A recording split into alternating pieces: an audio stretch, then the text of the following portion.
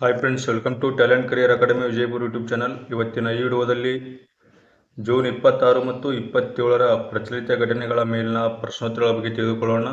ಯಾರು ನೀವಿನ್ನೂ ನಮ್ಮ ಚಾನಲನ್ನು ಸಬ್ಸ್ಕ್ರೈಬ್ ಮಾಡಿಕೊಂಡಿಲ್ಲ, ದಯವಿಟ್ಟು ನಮ್ಮ ಚಾನಲ್ ಸಬ್ಸ್ಕ್ರೈಬ್ ಮಾಡಿಕೊಳ್ಳಿ. ಹಾಗೆ ನಿಮ್ಮ ಸ್ನೇಹಿತರಿಗೆ ಸಹ ಈ ವಿಡಿಯೋ ಲಿಂಕನ್ನು ಶೇರ್ ಮಾಡಿ. ಬನ್ನಿ ಹಾಗಾದರೆ ಮೊದಲನೇ ಪ್ರಶ್ನೆ ನೋಡಿಕೊಳ್ಳೋಣ. ರಾಜ್ಯಸಭೆಯ ಸಭಾನಾಯಕರಾಗಿ ಯಾರು ನೇಮಕಗೊಂಡಿದ್ದಾರೆ ಎಂಬ ಪ್ರಶ್ನೆ ಇದೆ. ಇದಕ್ಕೆ ಸರಿಯಾದಂಥ ಉತ್ತರ option A, J P Nadda. ಕೇಂದ್ರ ಸಚಿವ ಜೆ ಪಿ ನಡ್ಡಾ ಅವರನ್ನು ರಾಜ್ಯಸಭೆಯ ಸಭಾನಾಯಕರನ್ನಾಗಿ ನೇಮಿಸಲಾಗಿದೆ. ಇವರು ಮಹಾರಾಷ್ಟ್ರದ ಉತ್ತರ ಮುಂಬೈನಿಂದ ಲೋಕಸಭಾ ಸದಸ್ಯರಾಗಿರುವ ಪಿಯೂಷ್ ಗೋಯಲ್ ಅವರ ಸ್ಥಾನಕ್ಕೆ ಬರಲಿದ್ದಾರೆ. ಅಂದರೆ ಈ ಹಿಂದೆ ರಾಜ್ಯಸಭೆಯ ಸಭಾನಾಯಕರಾಗಿ ಪಿಯೂಷ್ ಗೋಯಲ್ ಅವರಿದ್ದರು. ಅವರು ಈಗ ಪ್ರಸ್ತುತ ಮಹಾರಾಷ್ಟ್ರದ ಉತ್ತರ ಮುಂಬೈನಿಂದ ಲೋಕಸಭೆಗೆ ಆಯ್ಕೆಯಾಗಿದ್ದಾರೆ. ಈ ಹಿನ್ನೆಲೆಯಲ್ಲಿ ಅವರ ತೆರವಾದ ಸ್ಥಾನಕ್ಕೆ ಜೆ ಪಿ ನಡ್ಡಾ ಅವರನ್ನು ಆಯ್ಕೆ ಮಾಡಲಾಗಿದೆ. ಜೆ ಪಿ ನಡ್ಡಾ ಇವರು ಬಿಜೆಪಿ ಪಕ್ಷದಿಂದ ಗುಜರಾತ್ ರಾಜ್ಯದಿಂದ ರಾಜ್ಯಸಭೆಗೆ ನಾಮನಿರ್ದೇಶನ ಮಾಡಲಾಗಿದೆ ಇವರಿಗೆ. ಇನ್ನು ರಾಜ್ಯಸಭೆ ಅಧ್ಯಕ್ಷರಾಗಿದ್ದಾರೆ ಬನ್ನಿ ಪ್ರಸ್ತುತ ನಮ್ಮ ಭಾರತದ ಉಪರಾಷ್ಟ್ರಪತಿಯಾದಂತಹ ಜಗದೀಪ್ ಧನ್ಕರ್. ಅದೇ ರೀತಿಯಾಗಿ ರಾಜ್ಯಸಭೆಯ ವಿರೋಧ ಪಕ್ಷದ ನಾಯಕರಾಗಿ ಮಲ್ಲಿಕಾರ್ಜುನ್ ಖರ್ಗೆ ಅವರು ಕಾರ್ಯನಿರ್ವಹಿಸುತ್ತಿದ್ದಾರೆ. ಇನ್ನು 18ನೇ ಲೋಕಸಭೆಯ ಮೊದಲ ಅಧಿವೇಶನ ಇತ್ತೀಚೆಗೆ ನಡೆಯಿತು. ಈ 18ನೇ ಲೋಕಸಭೆಯ ಮೊದಲನೇ ಅಧಿವೇಶನದಲ್ಲಿ ನಮ್ಮ ಭಾರತದ ರಾಷ್ಟ್ರಪತಿಯವರಾದಂಥ ದ್ರೌಪದಿ ಮುರ್ಮು ಅವರು ಬಿಜೆಪಿಯ ಸದಸ್ಯ ಭರ್ತೃಹರಿ ಮೆಹತಾಬ್ ಅವರನ್ನು ಹೊಸದಾಗಿ ರಚನೆಯಾದ 18ನೇ ಲೋಕಸಭೆಯ ಸ್ಪೀಕರ್ ಆಫ್ ಪ್ರೊಟೆಮ್ ಅಥವಾ ಪ್ರೊಟೆಮ್ ಸ್ಪೀಕರ್ ಆಗಿ ಪ್ರಮಾಣ ವಚನವನ್ನು ಬೋಧಿಸಿದರು. ಜೂನ್ 24 ಮತ್ತು 25ರಂದು ಲೋಕಸಭೆಯ ಕಲಾಪಗಳನ್ನು ನಡೆಸುವ ಜವಾಬ್ದಾರಿಯನ್ನು ಪ್ರೊಟೆಮ್ ಸ್ಪೀಕರ್ ಅವರಿಗೆ ವಹಿಸಿಕೊಡಲಾಯಿತು. ಇನ್ನು ಹೊಸ ಸ್ಪೀಕರ್ ಆಯ್ಕೆಯಾಗುವವರೆಗೂ ಪ್ರೊಟೆಮ್ ಸ್ಪೀಕರ್ ಅನ್ನು ಸಂವಿಧಾನದ 95(1) ವಿಧಿಯಡಿ ನೇಮಕ ಮಾಡುತ್ತಾರೆ. ಇವರಿಗೆ ನಮ್ಮ ಭಾರತದ ರಾಷ್ಟ್ರಪತಿಯವರಾದಂತಹ ದ್ರೌಪದಿ ಮುರ್ಮು ಅವರು ಪ್ರಮಾಣವಚನವನ್ನು ಬೋಧಿಸಿದರು. ಅದೇ ರೀತಿಯಾಗಿ ಇವರು ನೂತನವಾಗಿ ಆಯ್ಕೆಯಾದ ಸಂಸತ್ ಸದಸ್ಯರಿಗೆ ಇವರು ಪ್ರೊಟೆಮ್ ಸ್ಪೀಕರ್ ಅವರು ಪ್ರಮಾಣವಚನ ಬೋಧಿಸುತ್ತಾರೆ. ಹಾಗೆ ಹೊಸ ಸ್ಪೀಕರ್ ಆಯ್ಕೆಯಾಗುವವರೆಗೂ ತಮ್ಮ ಹುದ್ದೆಯಲ್ಲಿ ಮುಂದುವರಿಯುತ್ತಾರೆ. ನೂತನವಾಗಿ ಸ್ಪೀಕರ್ ಆಯ್ಕೆಯಾದ ನಂತರ ಪ್ರೊಟೆಮ್ ಸ್ಪೀಕರ್ ಕಚೇರಿಯು ತನ್ನ ಅಸ್ತಿತ್ವವನ್ನು ಕಳೆದುಕೊಳ್ಳುತ್ತದೆ. ಇನ್ನು ನಮ್ಮ ಭಾರತದ ರಾಷ್ಟ್ರಪತಿಯವರಾದಂಥ ದ್ರೌಪದಿ ಮುರ್ಮು ಇವರು ಜೂನ್ 27ರಂದು ಉಭಯ ಸದನಗಳ ಜಂಟಿ ಸಭೆಯನ್ನು ಉದ್ದೇಶಿಸಿ ಮಾತನಾಡಲಿದ್ದಾರೆ. ಭಾರತದ ಮೊದಲ ಭೂಗತ ಕಲ್ಲಿದ್ದಲು ಅನಿಲೀಕರಣ ಯೋಜನೆಯನ್ನು ಯಾವ ರಾಜ್ಯದಲ್ಲಿ ಪ್ರಾರಂಭಿಸಲಾಗಿದೆ ಎಂಬ ಪ್ರಶ್ನೆ ಇದೆ. ಇದಕ್ಕೆ ಸರಿಯಾದಂಥ ಉತ್ತರ ಆಪ್ಷನ್ ಸಿ, ಛತ್ತೀಸ್ಗಢ. ಕೋಲ್ ಇಂಡಿಯಾದ ಅಂಗಸಂಸ್ಥೆಯಾದ ಇದಕ್ಕೆ ಸರಿಯಾದಂಥ ಉತ್ತರ ಜಾರ್ಖಂಡ್. ಕೋಲ್ ಇಂಡಿಯಾದ ಅಂಗಸಂಸ್ಥೆಯಾದ ಜಾರ್ಖಂಡ್ನ ಈಸ್ಟರ್ನ್ ಕೋಲ್ಫೀಲ್ಡ್ ಲಿಮಿಟೆಡ್ನ ಜಮ್ತಾರ್ ಜಿಲ್ಲೆಯ ಕಾಸ್ತಾದಲ್ಲಿ ಬ್ಲಾಕ್ನಲ್ಲಿ ಭೂಗತ ಕಲ್ಲಿದ್ದಲು ಅನಿಲೀಕರಣಗಾಗಿ ಭಾರತದ ಮೊದಲ ಪ್ರಾಯೋಗಿಕ ಯೋಜನೆಯನ್ನು ಕಲ್ಲಿದ್ದಲು ಸಚಿವಾಲಯ ಘೋಷಿಸಿದೆ. ಈ ಭೂಗತ ಕಲ್ಲಿದ್ದಲು ಅನಿಲೀಕರಣ ಎಂಬುದು ನೆಲದಲ್ಲಿರುವ ಕಲ್ಲಿದ್ದಲನ್ನು ದಹನಕಾರಿ ಅನಿಲವಾಗಿ ಪರಿವರ್ತಿಸುವಂತಹ ಪ್ರಕ್ರಿಯೆಯಾಗಿದೆ. ಇನ್ನು ಇಲ್ಲಿ ಕಲ್ಲಿದ್ದಲು hydrogen, carbon monoxide, carbon dioxide ನಂತಹ ಅನಿಲವಾಗಿ ಪರಿವರ್ತನೆ ಆಗುತ್ತದೆ. ಕಲ್ಲಿದ್ದಲಿನಲ್ಲಿ ಒಟ್ಟು 4 ವಿಧಗಳು ಕಂಡುಬರುತ್ತವೆ: ಅಂಥ್ರಸೈಟ್, ಬಿಟುಮಿನಸ್ ಹಾಗೂ ಲಿಗ್ನೈಟ್. ಇನ್ನು ಕೊನೆಯದಾಗಿ ಫೀಟ್. ಅಂಥ್ರಸೈಟ್ನಲ್ಲಿ 94ರಿಂದ 98% ಕಲ್ಲಿದ್ದಲು ಅಂಶ ಕಂಡುಬರುತ್ತೆ. ಇದು ಅತ್ಯುನ್ನತ ಗುಣಮಟ್ಟವಾದಂಥ ಕಲ್ಲಿದ್ದಲು ಯಾವುದು? ಅಂಥ್ರಸೈಟ್. ಇನ್ನು 2ನೇ ಸ್ಥಾನದಲ್ಲಿ ಬಿಟುಮಿನಸ್, ಇದು 78 to 86 ಇದೆ. ಇದು ಕೂಕನ್ನು ಸಹ ಈ ಕಲ್ಲಿದ್ದಲಿನಿಂದ ತಯಾರಿಸಲಾಗುತ್ತದೆ. ಇನ್ನು ಲಿಗ್ನೈಟ್, ಇದು 28 to 30% ಇರುತ್ತೆ. ಇದು ಆರೋಗ್ಯಕ್ಕೆ ಅತ್ಯಂತ ಹಾನಿಕಾರಕ ಎಂದು ಸಾಬೀತುಪಡಿಸುತ್ತದೆ. ಯಾವುದಪ್ಪ ಅಂದರೆ ಲಿಗ್ನೈಟ್. ಇನ್ನು ಫೀಟ್, ಇದು ಕೊನೆಯದಾಗಿ ಅತಿ ಕಡಿಮೆ ಕಲ್ಲಿದ್ದಲು ಅಂಶವನ್ನು ಹೊಂದಿರುವುದು. ಇದು ಕಲ್ಲಿದ್ದಲು ರಚನೆ ಹಿಂದಿನ ಹಂತವಾಗಿದೆ. ಇನ್ನು ವಿಶ್ವದಲ್ಲಿ ಅತಿ ಹೆಚ್ಚು ಕಲ್ಲಿದ್ದಲು ನಿಕ್ಷೇಪ ಹೊಂದಿರುವ ದೇಶಗಳಲ್ಲಿ ಭಾರತವು 5ನೇ ಸ್ಥಾನದಲ್ಲಿದೆ. ಚೀನಾದ ನಂತರ ಭಾರತವು ವಿಶ್ವದ 2ನೇ ಅತಿದೊಡ್ಡ ಕಲ್ಲಿದ್ದಲು ಉತ್ಪಾದಕ ರಾಷ್ಟ್ರವಾಗಿದೆ. ಕಲ್ಲಿದ್ದಲು ಮುಖ್ಯವಾಗಿ ಇಂಗಾಲ, ಹೈಡ್ರೋಜನ್, ಸಲ್ಫರ್, ಆಮ್ಲಜನಕ ಮತ್ತು ಸಾರಜನಕ ಇತ್ಯಾದಿಗಳಿಂದ ಕೂಡಿದೆ. ಇತ್ತೀಚೆಗೆ ಬಿಡುಗಡೆಯಾದಂತಹ ಸೂಚ್ಯಂಕ ಹಾಗೂ ವರದಿಗಳ ಬಗ್ಗೆ ತಿಳಿದುಕೊಳ್ಳುವುದಾದರೆ, ವರ್ಲ್ಡ್ ಎಕನಾಮಿಕ್ ಫೋರಂ ಬಿಡುಗಡೆ ಮಾಡಿರುವಂತಹ ಜಾಗತಿಕ ಪರಿವರ್ತನೆ ಸೂಚ್ಯಂಕದಲ್ಲಿ ಭಾರತವು 120 ದೇಶಗಳಲ್ಲಿ 63ನೇ ಸ್ಥಾನದಲ್ಲಿದೆ. ಎಷ್ಟಪ್ಪ ಅಂದರೆ 120 ದೇಶಗಳಲ್ಲಿ 63ನೇ ಸ್ಥಾನದಲ್ಲಿದೆ. ಇನ್ನು 2024ರ ಪರಿಸರ ಕಾರ್ಯಕ್ಷಮತೆ ಸೂಚ್ಯಂಕದಲ್ಲಿ ಭಾರತವು 180 ದೇಶಗಳಲ್ಲಿ 176ನೇ ಸ್ಥಾನದಲ್ಲಿದೆ. ವರ್ಲ್ಡ್ ಎಕನಾಮಿಕ್ ಫೋರಂ ಬಿಡುಗಡೆ ಮಾಡಿದ ಗ್ಲೋಬಲ್ ಜೆಂಡರ್ ಗ್ಯಾಪ್ ಇಂಡೆಕ್ಸ್ನಲ್ಲಿ ಭಾರತ 129ನೇ ಸ್ಥಾನದಲ್ಲಿದೆ. ಐಸ್ಲ್ಯಾಂಡ್ ದೇಶವು 1ನೇ ಸ್ಥಾನದಲ್ಲಿದೆ. ಇನ್ನು 3 ಭಾರತೀಯ ಕಂಪನಿಗಳಾದ Reliance Industries Limited, Tata group ಮತ್ತು ಸಿರಮ್ ಇನ್ಸ್ಟಿಟ್ಯೂಟ್ ಆಫ್ ಇಂಡಿಯಾ ಹಾಗೂ Reliance India Limited, Tata group and Serum Institute of India ಇವು ವಾರ್ಷಿಕ ಟೈಮ್ಸ್ ಮ್ಯಾಗಜಿನ್ನ ಗ್ಲೋಬಲ್ 2024 ಅತ್ಯಂತ ಪ್ರಭಾವಶಾಲಿ 100 ಕಂಪನಿಗಳಲ್ಲಿ ಈ 3 ಕಂಪನಿಗಳು ಸ್ಥಾನವನ್ನು ಪಡೆದುಕೊಂಡಿವೆ. ಇನ್ನು ದೆಹಲಿಯಲ್ಲಿರುವಂಥ ಇಂದಿರಾ ಗಾಂಧಿ ವಿಮಾನ ನಿಲ್ದಾಣವು ವಿಶ್ವದ 10 ಟಾಪ್ 10 ಜನಬೀಡ ವಿಮಾನ ನಿಲ್ದಾಣಗಳಲ್ಲಿ ಒಂದು ಸ್ಥಾನವನ್ನು ಪಡೆದುಕೊಂಡಿದೆ. ಅಂದರೆ ವಿಶ್ವದಲ್ಲಿ ಅತಿ ಹೆಚ್ಚು ಜನರನ್ನು ಪ್ರತಿನಿತ್ಯ ಈ ಜನರು ಅತಿ ಹೆಚ್ಚು ಓಡಾಟ ಮಾಡುವಂಥ ವಿಮಾನ ನಿಲ್ದಾಣಗಳಲ್ಲಿ ನಮ್ಮ ನವದೆಹಲಿಯಲ್ಲಿರುವಂಥ ಇಂದಿರಾ ಗಾಂಧಿ ಅಂತಾರಾಷ್ಟ್ರೀಯ ವಿಮಾನ ನಿಲ್ದಾಣ ಸಹ ಸ್ಥಾನವನ್ನು ಪಡೆದುಕೊಂಡಿದೆ. ವಿಶ್ವ ಆರ್ಥಿಕ ವೇದಿಕೆಯ ಪ್ರಯಾಣ ಮತ್ತು ಪ್ರವಾಸೋದ್ಯಮ ಅಭಿವೃದ್ಧಿ ಸೂಚ್ಯಂಕ 2024ರಲ್ಲಿ ಭಾರತವು 39ನೇ ಸ್ಥಾನವನ್ನು ಪಡೆದುಕೊಂಡಿದೆ. ಇನ್ನು ಮುಂದಿನ ಪ್ರಶ್ನೆ, ವರ್ಲ್ಡ್ ಕ್ರಾಫ್ಟ್ ಕೌನ್ಸಿಲ್ನಿಂದ ವರ್ಲ್ಡ್ ಕ್ರಾಫ್ಟ್ ಸಿಟಿ ಟ್ಯಾಗ್ ಅನ್ನು ಯಾವ ನಗರಕ್ಕೆ ನೀಡಲಾಗಿದೆ? ಅಂದರೆ ವಿಶ್ವ ಕರಕುಶಲ ನಗರ ಗೌರವವನ್ನು ಯಾವ ನಗರಕ್ಕೆ ನೀಡಲಾಗಿದೆ ಎಂಬ ಪ್ರಶ್ನೆ ಇದೆ. ಇದಕ್ಕೆ ಸರಿಯಾದಂಥ ಉತ್ತರ ಆಪ್ಷನ್ ಬಿ, ಶ್ರೀನಗರ. ಇತ್ತೀಚೆಗೆ ವರ್ಲ್ಡ್ ಕ್ರಾಫ್ಟ್ ಕೌನ್ಸಿಲ್ ಶ್ರೀನಗರ ಈ ನಗರಕ್ಕೆ ವರ್ಲ್ಡ್ ಕ್ರಾಫ್ಟ್ ಸಿಟಿ ಅಂದರೆ ವಿಶ್ವ ಕರಕುಶಲ ನಗರಗಳ ಎಂಬ ಟ್ಯಾಗ್ ಅನ್ನು ನೀಡಲಾಗಿದೆ. ಪ್ರಪಂಚದಾದ್ಯಂತ ಸಾಂಸ್ಕೃತಿಕ, ಆರ್ಥಿಕ ಮತ್ತು ಸಾಮಾಜಿಕ ಅಭಿವೃದ್ಧಿಯಲ್ಲಿ, ಸ್ಥಳೀಯ ಕುಶಲಕರ್ಮಿಗಳು ಮತ್ತು ಸಮುದಾಯಗಳ ಅಭಿವೃದ್ಧಿಯಲ್ಲಿ ಪ್ರಮುಖ ಪಾತ್ರವನ್ನು ಗುರುತಿಸಲು WCCಯಿಂದ ಈ ಟ್ಯಾಗ್ ಅನ್ನು ನೀಡಲಾಗಿದೆ. ಇದನ್ನು 2014ರಲ್ಲಿ ಪ್ರಾರಂಭಿಸಲಾಯಿತು. ಇನ್ನು ಮುಂದಿನ ಪ್ರಶ್ನೆ, ಯುನೆಸ್ಕೋ ಪಟ್ಟಿಯಲ್ಲಿ ಭಾರತದ ಮೊದಲ ಸಾಹಿತ್ಯ ನಗರ ಯಾವುದು ಎಂಬ ಪ್ರಶ್ನೆ ಇದೆ. ಇದಕ್ಕೆ ಸರಿಯಾದಂಥ ಉತ್ತರ option D, Kozhikode. Kozhikode joins to the UNESCO creative cities network as city of literature. ಕೇರಳದ ಕೋಜಿಕೋಡ್ ನಗರವನ್ನು ಯುನೆಸ್ಕೋ ಭಾರತದ ಮೊದಲ ಸಾಹಿತ್ಯ ನಗರವೆಂದು ಗುರುತಿಸಿದೆ. ಹಿಂದಿನ 2023ರಲ್ಲಿ ಕೋಜಿಕೋಡ್ ಯುನೆಸ್ಕೋ ಕ್ರಿಯೇಟಿವ್ ಸಿಟೀಸ್ನಲ್ಲಿ ನೆಟ್ವರ್ಕ್ನಲ್ಲಿ ಸಾಹಿತ್ಯ ವಿಭಾಗದಲ್ಲಿ ಸ್ಥಾನವನ್ನು ಪಡೆದುಕೊಂಡಿತ್ತು. ಸಾಹಿತ್ಯ, ಸಿನಿಮಾ, ಸಂಗೀತ ಮತ್ತು ಮಾಧ್ಯಮಗಳಿಗೆ ಕೋಜಿಕೋಡೆ ನಗರವು ಪ್ರಮುಖವಾದಂಥ ಕೊಡುಗೆಯನ್ನು ನೀಡಿದೆ. ಹೀಗಾಗಿ ಈ ಪ್ರಶಸ್ತಿಯನ್ನು ಕೋಜಿಕೋಡೆ ನಗರಕ್ಕೆ ನೀಡಲಾಗಿದೆ. ಕೋಜಿಕೋಡಿನಲ್ಲಿ ಒಟ್ಟು 70 ಪ್ರಕಾಶನ ಸಂಸ್ಥೆಗಳಿವೆ. ಅದೇ ರೀತಿಯಾಗಿ 550 ಗ್ರಂಥಾಲಯಗಳು ಕಂಡುಬರುತ್ತವೆ. ಕೇರಳದಲ್ಲಿ ಜೂನ್ 23ನ್ನು ಕೋಜಿಕೋಡ್ನಲ್ಲಿ ಸಾಹಿತ್ಯ ನಗರ ದಿನವನ್ನಾಗಿ ಆಚರಿಸಲು ಘೋಷಿಸಲಾಗಿದೆ. ಎಂದಪ್ಪ ಅಂದರೆ ಜೂನ್ 23. ಇನ್ನು ಮುಂದಿನ ಪ್ರಶ್ನೆ, ಜೂನ್ 2024ರಂದು ಪ್ರಾರಂಭವಾದ 18ನೇ ಲೋಕಸಭೆಯ ಮೊದಲ ಅಧಿವೇಶನದ ಮಹತ್ವ ಅಂಶ ಯಾವುದು ಎಂಬ ಪ್ರಶ್ನೆ ಇದೆ.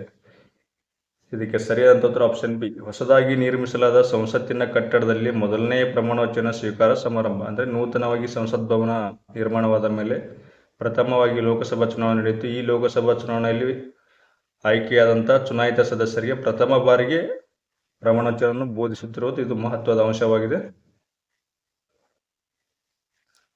ಇದು ಇತ್ತೀಚೆಗೆ ನಡೆದಂಥ ಲೋಕಸಭೆ ಚುನಾವಣೆ 18ನೇ ಲೋಕಸಭೆ ಚುನಾವಣೆಯಾಗಿದೆ. ಇನ್ನು ಮುಂದಿನ ಪ್ರಶ್ನೆ, ಭಾರತದಲ್ಲಿ 64ನೇ ಇಂಟರ್ನ್ಯಾಷನಲ್ ಶುಗರ್ ಆರ್ಗನೈಸೇಷನ್ ಕೌನ್ಸಿಲ್ ಸಭೆ ಎಲ್ಲಿ ನಡೆಯಿತು ಎಂಬ ಪ್ರಶ್ನೆ ಇದೆ. ಇದಕ್ಕೆ ಸರಿಯಾದಂಥ ಉತ್ತರ ಆಪ್ಷನ್ ಬಿ, ನವದೆಹಲಿ. ಭಾರತವು ಜೂನ್ 25ರಿಂದ 27ರವರೆಗೆ 64ನೇ ಅಂತಾರಾಷ್ಟ್ರೀಯ ಸಕ್ಕರೆ ಸಂಸ್ಥೆ ಕೌನ್ಸಿಲ್ ಸಭೆಯನ್ನು ಆಯೋಜಿಸಿದೆ. ಈ ಸಭೆಯನ್ನು ನಮ್ಮ ಕರ್ನಾಟಕದ ಹುಬ್ಬಳ್ಳಿ ಧಾರವಾಡ ಲೋಕಸಭೆಯ ಸದಸ್ಯರು ಹಾಗೂ ಕೇಂದ್ರ ಸಚಿವರಾದಂತಹ ಪ್ರಹ್ಲಾದ್ ಜೋಶಿ ಅವರು ಉದ್ಘಾಟಿಸಿದರು. ಈ ಸಭೆಯಲ್ಲಿ ಸಕ್ಕರೆ ಮತ್ತು ಜೈವಿಕ ಇಂಧನ ಕ್ಷೇತ್ರದ ನಿರ್ಣಾಯಕ ವಿಷಯಗಳ ಕುರಿತು ಚರ್ಚಿಸಲಾಯಿತು. ಜೂನ್ 25ರಿಂದ 27ರವರೆಗೆ 64ನೇ ಅಂತಾರಾಷ್ಟ್ರೀಯ ಸಕ್ಕರೆ ಸಂಸ್ಥೆ ಸಭೆಯು ನವದೆಹಲಿಯಲ್ಲಿ ನಡೆದಿದೆ. ಇನ್ನು ಮುಂದಿನ ಪ್ರಶ್ನೆ, ICC ಪುರುಷರ T20 ವಿಶ್ವಕಪ್ ಸೆಮಿಫೈನಲ್ನಲ್ಲಿ ಭಾರತವು ಯಾವ ತಂಡವನ್ನು ಎದುರಿಸಲಿದೆ ಎಂಬ ಪ್ರಶ್ನೆ ಇದೆ. ICC ಪುರುಷರ T20 ವಿಶ್ವಕಪ್ನ ಸೆಮಿಫೈನಲ್ನಲ್ಲಿ ಭಾರತವು ಯಾವ ತಂಡವನ್ನು ಎದುರಿಸಲಿದೆ? ಇದಕ್ಕೆ ಸರಿಯಾದಂಥ ಉತ್ತರ ಆಪ್ಷನ್ ಸಿ, ಇಂಗ್ಲೆಂಡ್. ಸೇಂಟ್ ಲೂಸಿಯಾದಲ್ಲಿ 24 ಜೂನ್ 2024ರಂದು ನಡೆದ ಪಂದ್ಯದಲ್ಲಿ ಆಸ್ಟ್ರೇಲಿಯಾವನ್ನು ಭಾರತವು 24 ರನ್ಗಳಿಂದ ಸೋಲಿಸಿದ ನಂತರ ಸೆಮಿಫೈನಲ್ನಲ್ಲಿ ಇಂಗ್ಲೆಂಡ್ ಮತ್ತು ಭಾರತವು ಸೆಮಿಫೈನಲ್ಗೆ ಮುನ್ನಡೆದಿವೆ. ಇನ್ನು ಭಾರತ ಮತ್ತು ಇಂಗ್ಲೆಂಡ್ ಮುಂದೆ ಸೆಮಿಫೈನಲ್ ಪಂದ್ಯವು ಜೂನ್ 27, 2024ರಂದು ಗಯಾನಾದಲ್ಲಿ ಸೆಮಿಫೈನಲ್ನಲ್ಲಿ ಇಂಗ್ಲೆಂಡನ್ನು ಎದುರಿಸಲಿದೆ. ಎಲ್ಲೇ ನಡೀತಪ್ಪ ಅಂದರೆ ಗಯಾನಾದಲ್ಲಿ. ಇನ್ನು ಮುಂದಿನ ಪ್ರಶ್ನೆ, ಜೂನ್ 25, 2024ರಂದು 18ನೇ ಲೋಕಸಭೆಯಲ್ಲಿ ವಿರೋಧ ಪಕ್ಷದ ನಾಯಕರಾಗಿ ಯಾರು ಆಯ್ಕೆಯಾಗಿದ್ದಾರೆ ಎಂಬ ಪ್ರಶ್ನೆ ಇದೆ. ವಿರೋಧ ಪಕ್ಷದ ನಾಯಕರಾಗಿ ಯಾರು ಆಯ್ಕೆಯಾಗಿದ್ದಾರೆ? ಇದಕ್ಕೆ ಸರಿಯಾದಂಥ ಉತ್ತರ option C, Rahul Gandhi. Rahul Gandhi is A leader of opposition in Lok Sabha. Leader of opposition ಇನ್ ರಾಜ್ಯಸಭಾ ಮಲ್ಲಿಕಾರ್ಜುನ್ ಖರ್ಗೆ. ಲೋಕಸಭೆಯ ಸ್ಥಾನಗಳ 10ನೇ ಒಂದು ಭಾಗದಷ್ಟು ಕಡಿಮೆ ಇಲ್ಲದ ದೊಡ್ಡ ವಿರೋಧ ಪಕ್ಷದ ನಾಯಕನಾಗಿ ಕಾಂಗ್ರೆಸ್ ಪಕ್ಷವು ಗುರುತಿಸಲ್ಪಟ್ಟಿದೆ. ಈ ಕಾಂಗ್ರೆಸ್ಸಿಂದ ರಾಹುಲ್ ಗಾಂಧಿ ಅವರ ಹೆಸರನ್ನು ನಾಮನಿರ್ದೇಶನ ಮಾಡಲಾಗಿದೆ. ಇನ್ನು ಕಾಂಗ್ರೆಸ್ ಪಕ್ಷವು 2024ರ ಲೋಕಸಭೆ ಚುನಾವಣೆಯಲ್ಲಿ 100 ಸ್ಥಾನಗಳನ್ನು ಪಡೆದುಕೊಂಡಿದೆ. ಅದೇ ರೀತಿಯಾಗಿ 2019ರಲ್ಲಿ ಕೇವಲ 52 ಸ್ಥಾನಗಳನ್ನು ಪಡೆದುಕೊಂಡಿತ್ತು. ಹೀಗಾಗಿ 2014ರಲ್ಲಿ ವಿರೋಧ ಪಕ್ಷದ ನಾಯಕ ಸ್ಥಾನವನ್ನು ಪಡೆದುಕೊಂಡಿತ್ತು. ಇನ್ನು ಲೋಕಸಭೆಯ ವಿರೋಧ ಪಕ್ಷದ ನಾಯಕರು ಸಾರ್ವಜನಿಕ ಖಾತೆಗಳ ಸಮಿತಿ ಅಧ್ಯಕ್ಷರಾಗಿರುತ್ತಾರೆ. ಅದೇ ರೀತಿಯಾಗಿ ಸಾರ್ವಜನಿಕ ಉದ್ಯಮಗಳು, ಇನ್ನು ಅಂದಾಜು ಸಮಿತಿ ಹಾಗೂ ವಿವಿಧ ಜಂಟಿ ಸಮಿತಿಗಳಂತಹ ನಿರ್ಣಾಯಕ ಸಮಿತಿಗಳಲ್ಲಿ ಸದಸ್ಯರಾಗಿರುತ್ತಾರೆ. ಇನ್ನು ಕೇಂದ್ರ ಜಾಗೃತಿ ಆಯೋಗ, ಕೇಂದ್ರದ ಮಾಹಿತಿ ಆಯೋಗ, CBIನ ಮುಖ್ಯಸ್ಥರು, NHRC ಮತ್ತು ಲೋಕ್ಪಾಲ್ನಂತಹ ಶಾಸನಬದ್ಧ ಸಂಸ್ಥೆಗಳ ಮುಖ್ಯಸ್ಥರ ಆಯ್ಕೆ ಸಮಿತಿಗಳಲ್ಲಿ ಈ ಲೋಕಸಭೆ ವಿರೋಧ ಪಕ್ಷದ ನಾಯಕರು ಸ್ಥಾನವನ್ನು ಪಡೆದುಕೊಂಡಿರುತ್ತಾರೆ. ಇದಿಷ್ಟು ಇವರ ಬಗ್ಗೆ ಮಾಹಿತಿ. ಇನ್ನು ಪ್ರತಿ ವರ್ಷ ಜೂನ್ 26ರಂದು ಮಾದಕ ವ್ಯವಸ್ಥೆ ವಿರೋಧಿ ದಿನವನ್ನಾಗಿ ಆಚರಿಸಲಾಗುತ್ತಿದೆ. ಜಗತ್ತನ್ನು ಕಾಡುತ್ತಿರುವ ಸಮಸ್ಯೆಗಳಲ್ಲಿ ಮಾದಕ ವಸ್ತು ಸೇವೆಯೂ ಒಂದು.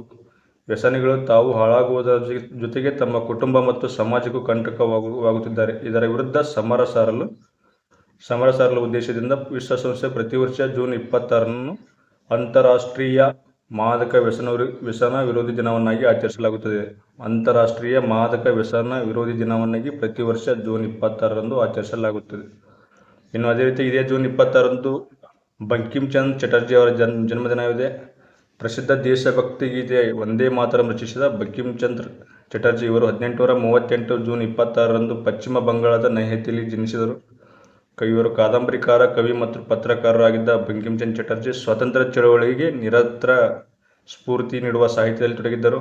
ಅಲ್ಲದೆ ಭಾರತ ಸಾಹಿತ್ಯ ವಲಯದಲ್ಲಿ ಪುನರುತ್ಥಾನಕ್ಕೆ ಕಾರಣವಾದವರ ಪೈಕಿ ಇವರು ಸಹ ಒಬ್ಬರು. ಇವರು ಏಪ್ರಿಲ್ 8, 1894ರಂದು ನಿಧನರಾದರು. ಇವರು ಬರೆದಂಥ ಗೀತೆ ಯಾವ್ದಪ್ಪ ಅಂದರೆ ವಂದೇ ಮಾತರಂ. ಇನ್ನು ಮುಂದಿನ ಪ್ರಶ್ನೆ, ICC T20 ಕ್ರಿಕೆಟ್ T20 ಅಂತಾರಾಷ್ಟ್ರೀಯ ಕ್ರಿಕೆಟ್ ರ್ಯಾಂಕಿಂಗ್ನಲ್ಲಿ ಸೂರ್ಯಕುಮಾರ್ ಯಾದವ್ ಎಷ್ಟನೇ ಸ್ಥಾನದಲ್ಲಿದ್ದಾರೆ ಎಂಬ ಪ್ರಶ್ನೆ ಇದೆ. ಇದಕ್ಕೆ ಸರಿಯಾದಂಥ ಉತ್ತರ ಆಪ್ಷನ್ ಬಿ 2.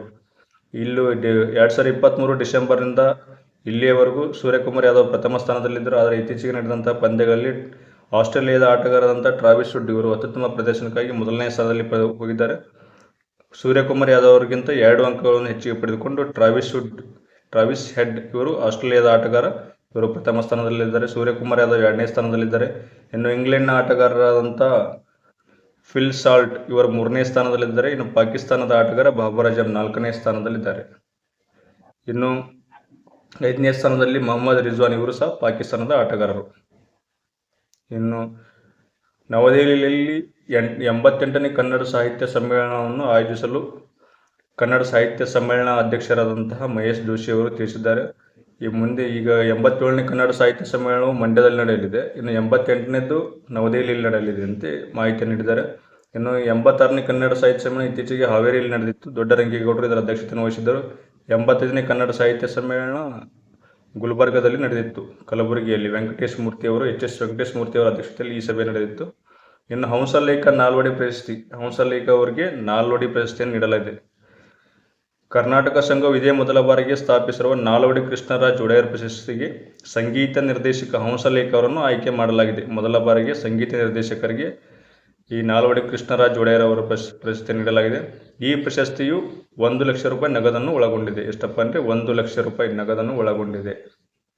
ಇನ್ನು ಮುಂದಿನ ಪ್ರಶ್ನೆ, ಚಂದ್ರನ ಅಂಗಳದಿಂದ 2 kg ಕಲ್ಲು ಮಣ್ಣು ಹೊತ್ತು ತಂದ ಚೀನಾದ ನೌಕೆ ಚಾಂಗಿ 6 ಚಂದ್ರಯಾನ ಯಶಸ್ವಿ. ಚೀನಾದ ಚಾಂಗಿ 6 ಪ್ರೋಬ್ ಅನ್ನು ಚಂದ್ರನ ದೂರದ ಭಾಗದಿಂದ ಕಲ್ಲು ಮತ್ತು ಮಣ್ಣಿನ ಮಾದರಿಗಳನ್ನು ಸಂಗ್ರಹಿಸಿ ಭೂಮಿಗೆ ಮರಳಿ ತರಲು ಈ ಒಂದು ಚಾಂಗಿ 6 ಎಂಬ ಪ್ರೋಬನ್ನು ಉಡಾವಣೆ ಮಾಡಲಾಗಿತ್ತು. ಇದು ತನ್ನ ಕಾರ್ಯವನ್ನು ಯಶಸ್ವಿಯಾಗಿ ನಿರ್ವಹಿಸಿದೆ. ಅದೇ ರೀತಿ 2030ರ ಮೊದಲು ಚಂದ್ರನ ಮೇಲೆ ಗಗನಯಾತ್ರಿಗಳನ್ನು ಇಳಿಸುವ ಗುರಿಯನ್ನು ಸಹ ಚೀನಾ ಹೊಂದಿದೆ. 2030ರಲ್ಲಿ. ಇನ್ನು ಮುಂದಿನ ಪ್ರಶ್ನೆ, ಅಂತಾರಾಷ್ಟ್ರೀಯ ಸೌರ ಒಕ್ಕೂಟದ 100ನೇ ಸದಸ್ಯವಾಗಿ ಪರಾಗ್ವೆ ದೇಶವು ಸೇರ್ಪಡೆಗೊಂಡಿದೆ. ಎಷ್ಟಪ್ಪ ಅಂದರೆ ಅಂತಾರಾಷ್ಟ್ರೀಯ ಸೌರ ಒಕ್ಕೂಟದ 100ನೇ ದೇಶವಾಗಿ. ಹಾಗಾದರೆ ಇತ್ತೀಚೆಗೆ 99ನೇ ದೇಶವಾಗಿ ಸ್ಪೇನ್ ದೇಶ ಸೇರ್ಪಡೆಗೊಂಡಿದೆ. ಈ ಇಂಟರ್ನ್ಯಾಷನಲ್ ಸೋಲಾರ್ ಅಲಯನ್ಸ್ನ ಹೆಡ್ ಕ್ವಾರ್ಟರ್ ಇರೋದು ಹರಿಯಾಣದ ಗುರುಗ್ರಾಮ್ನಲ್ಲಿ. ಭಾರತ ಮತ್ತು ಫ್ರಾನ್ಸ್ ದೇಶ ಒಟ್ಟಾಗಿ ಈ ಒಂದು ಇಂಟರ್ನ್ಯಾಷನಲ್ ಸೋಲಾರ್ ಅಲಯನ್ಸ್ ಅನ್ನು ಸ್ಥಾಪನೆ ಮಾಡಿದ್ದಾವೆ COP21 ಸಭೆಯಲ್ಲಿ. ಇದರ ಕೇಂದ್ರ ಕಚೇರಿ ಇರುವುದು ಹರಿಯಾಣದ ಗುರುಗ್ರಾಮ್ನಲ್ಲಿ. ಇನ್ನು ಮುಂದಿನ ಪ್ರಶ್ನೆ, ಲೋಕಾಯುಕ್ತಕ್ಕೆ ಮರುಜೀವ ಕೊಟ್ಟ ವೀರಪ್ಪ ಉಪ ಲೋಕಾಯುಕ್ತ. ಒಂದು ಪೇಪರಲ್ಲಿ ಆರ್ಟಿಕಲ್ ಇದೆ. ಇತ್ತೀಚೆಗೆ SBಯನ್ನು ರದ್ದುಗೊಳಿಸಿದ ನಿವೃತ್ತ ಜಡ್ಜ್ಗೆ ಮಣೆ ಹಾಕಲಾಗಿದೆ. ಕರ್ನಾಟಕದ ಉಪ ಲೋಕಾಯುಕ್ತ 2 ಹುದ್ದೆಗೆ ನಿವೃತ್ತ ನ್ಯಾಯಮೂರ್ತಿ ಬಿ ವೀರಪ್ಪ ಅವರನ್ನು ನೇಮಕ ಮಾಡಲಾಗಿದೆ ಎಂದು ಸಿಎಂ ಸಿದ್ದರಾಮಯ್ಯ ಅವರ ನೇತೃತ್ವದಲ್ಲಿ ನಡೆದಂಥ ಉನ್ನತ ಸಭೆಯಲ್ಲಿ ಈ ಮಾಹಿತಿಯನ್ನು ಹಂಚಿಕೊಳ್ಳಲಾಗಿದೆ. ಇನ್ನು ನಮ್ಮ ಕರ್ನಾಟಕದ ಮುಖ್ಯ ನ್ಯಾಯಮೂರ್ತಿ ಯಾರಾದರಪ್ಪ ಅಂದರೆ NV ಅಂಜಾರಿ ಇವರು ಕರ್ನಾಟಕದ ಮುಖ್ಯ ನ್ಯಾಯಮೂರ್ತಿಯಾಗಿದ್ದಾರೆ. ಇನ್ನು ಇತ್ತೀಚೆಗೆ ಅಂತಾರಾಷ್ಟ್ರೀಯ ಕ್ರಿಕೆಟ್ನಿಂದ ಡೇವಿಡ್ ವಾರ್ನರ್ ಅವರು ವಿದಾಯವನ್ನು ಘೋಷಿಸಿದ್ದಾರೆ. ಅಂತಾರಾಷ್ಟ್ರೀಯ ಕ್ರಿಕೆಟ್ನಿಂದ ಡೇವಿಡ್ ವಾರ್ನರ್ ಅವರು ವಿದಾಯವನ್ನು ಘೋಷಿಸಿದ್ದಾರೆ. ಇವರು ಕ್ರಿಕೆಟ್ ಆಟಕ್ಕೆ ಸಂಬಂಧಿಸಿದ್ದಾರೆ. ಇವರು ಆಸ್ಟ್ರೇಲಿಯಾ ದೇಶದ ಆಟಗಾರ. ಯಾವ ದೇಶದ ಆಟಗಾರಪ್ಪ ಅಂದರೆ ಆಸ್ಟ್ರೇಲಿಯಾದ ದೇಶದ ಆಟಗಾರ. ಇವರು ಒಟ್ಟು 212 ಟೆಸ್ಟ್ ಪಂದ್ಯಗಳನ್ನು ಆಡಿದ್ದಾರೆ. ಈ ಟೆಸ್ಟ್ ಪಂದ್ಯಗಳಲ್ಲಿ 8786 ರನ್ಗಳನ್ನು ಹೊಡೆದಿದ್ದಾರೆ. ಇನ್ನು ಅದೇ ರೀತಿಯಾಗಿ ಏಕದಿನ ಪಂದ್ಯಗಳು 161 ಏಕದಿನ ಪಂದ್ಯಗಳು ಆಡಿದ್ದಾರೆ. 161 ಏಕದಿನ ಪಂದ್ಯದಲ್ಲಿ 6932 ರನ್ಗಳನ್ನು ಹೊಡೆದಿದ್ದಾರೆ. ಇನ್ನು T20ನಲ್ಲಿ 110 ಪಂದ್ಯಗಳು ಆಡಿದ್ದಾರೆ. ಈ 110 ಪಂದ್ಯಗಳಲ್ಲಿ 3277 ರನ್ಗಳನ್ನು ಹೊಡೆದಿದ್ದಾರೆ. ಇದಿಷ್ಟು ಡೇವಿಡ್ ವಾರ್ನರ್ ಅವರ ಬಗ್ಗೆ ಮಾಹಿತಿ. ಇದಿಷ್ಟು ಈ ವಿಡಿಯೋದಲ್ಲಿನ ಮಾಹಿತಿ. ಯಾರು ನೀವಿನ್ನೂ ನಮ್ಮ ಚಾನಲ್ ಸಬ್ಸ್ಕ್ರೈಬ್ ಮಾಡಿಕೊಳ್ಳಲ್ಲ, ದಯವಿಟ್ಟು ನಮ್ಮ ಚಾನಲ್ ಸಬ್ಸ್ಕ್ರೈಬ್ ಮಾಡಿಕೊಳ್ಳಿ. ಈ ವಿಡಿಯೋದ ಬಗ್ಗೆ ಏನಾದರೂ ಅನಿಸಿಕೆ ಹಾಗೂ ಅಭಿಪ್ರಾಯಗಳಿದ್ದರೆ ಕಮೆಂಟ್ನಲ್ಲಿ ತಿಳಿಸಿ. ಧನ್ಯವಾದಗಳು.